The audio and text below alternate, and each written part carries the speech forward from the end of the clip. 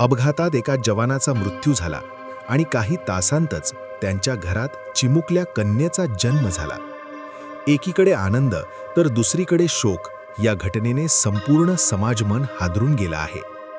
शुक्रवारी रात्री 8:30 वाजण्याच्या सुमारास सातारा लोणंद रस्त्यावरील पुरुष भिक्षेकरी गृहासमोर छोटा हत्ती आणि दुचाकीचा भीषण अपघात झाला. या अपघातात सैन्य दलात कर्तव्य बजावत असलेले जवान प्रमोद परशुराम जाधव वय 32 यांचा दुर्दैवी मृत्यू झाला. पत्नीच्या प्रसूतीसाठी प्रमोद जाधव सुट्टीवर घरी आले होते. मात्र नियतीने घातलेला हा घाला अत्यंत वेदनादायी ठरला. अपघातानंतर काही तासांतच त्यांच्या पत्नीने गोड कन्येला जन्म दिला. एकीकडे घरात नव्या जीवाचं आगमन आणि दुसरीकडे पित्याचा कायमचा निरोप. या घटनेमुळे संपूर्ण परिसरात शोककळा पसरली आहे.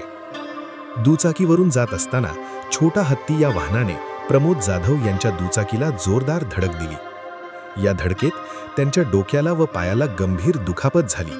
उपचारासाठी त्यांना रुग्णालयात दाखल करण्यात आलं, मात्र डॉक्टरांनी त्यांना मृत घोषित केलं. प्रमोद जाधव यांच्या मृत्यूची बातमी समजताच कुटुंबियांचा आक्रोश काळीज पिळवटून टाकणारा होता.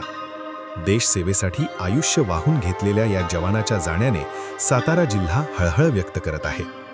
प्रमोद जाधव यांच्या पश्चात 1 दिवसाची कन्या, पत्नी आणि वडील असा परिवार आहे. एका जवानाचं स्वप्न अपूर्ण राहिलं आणि देशाने एक वीर पुत्र गमावला.